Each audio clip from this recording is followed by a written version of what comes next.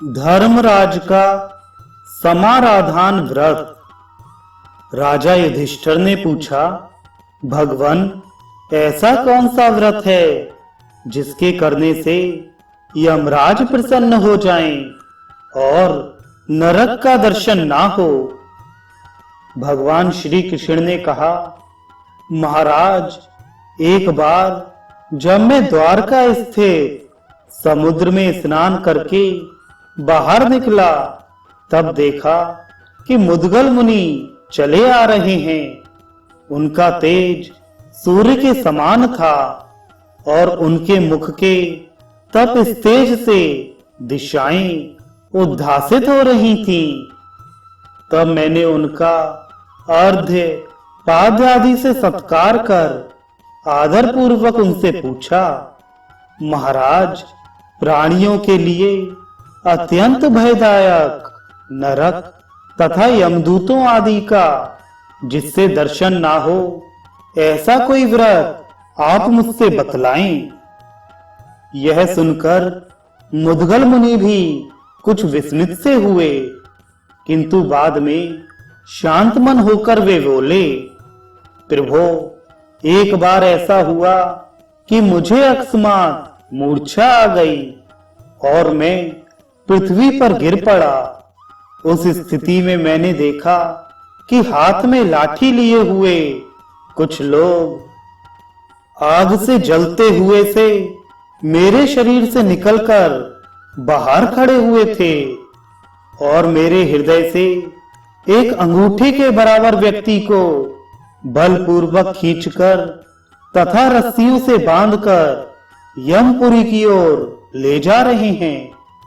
फिर मैं तत्काल क्या देखता हूं कि यमराज की सभा लगी है और लाल पीले नेत्रों वाले यमराज सभा में विराजमान हैं तथा कफ, वात, पित्त, ज्वर, मांस, शोथ, फोड़े, फुंसी, भगंदर, अक्षी रोग, विषुचिका, गलग्रह आदि अनेक प्रकार के रोग और मृत्यु उन्हें घेरे हुए है और वे सभी मूर्तिमान होकर यमदेव की उपासना कर रहे हैं। यमदूत भयंकर शस्त्र धारण किए हैं।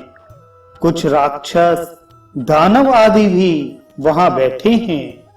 सिंह, व्याघ्र, विच्छू, दंश, सियार, सांप, उल्लू, कीड़े मकोड़े आदि भयंकर जीव जंतु वहां उपस्थित हैं। यमराज ने अपने किंकरों से पूछा, दूतों, तुम लोग यहाँ इन मुद्गल मुनि को क्यों ले आए?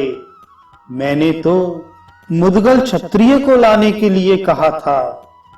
वह कौंडिन्य नगर का निवासी भीष्म का पुत्र है। उसकी आयु समाप्त हो चुकी है।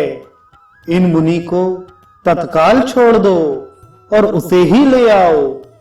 यह सुनकर वे दूत कौंडिन्य नगर गए, किंतु वहां राजा मुद्गल में मृत्यु के कोई लक्षण न देखकर भ्रांत होकर पुनः यमलोक में वापस आए और उन्होंने सारा वृतांत यमराज को बता दिया। इस पर यमराज ने उनसे कहा, दूतों, जिन पुरुषों ने नरकार्ति विनाशिनी त्रयोदशी का व्रत किया है, उन्हें यम किंकर नहीं देख पाते, इसलिए तुम लोगों ने राजा मुद्गल को पहचाना नहीं। पुनः यमदूतों द्वारा व्रत के विधान को पूछे जाने पर यमराज ने उनसे कहा, माघ शीर्ष मास के शुक्ल पक्ष की त्रयोदशी को जब रविवार एवं मंगलवार ना हो, तब उस दिन 13 विद्वान और पवित्र ब्राह्मणों तथा एक पुराणवाचक का वर्ण करके पूर्वाह्न काल में इन ब्राह्मणों को उत्तराभिमुख पवित्र आसन पर बिठाएं। तिल तैल से उनका अभ्यंग करके गंध काशाय तथा हल्के गर्म जल से उन्हें पृथक पृथक स्नान कराए और उनकी सेवा शुश्रूषा करे।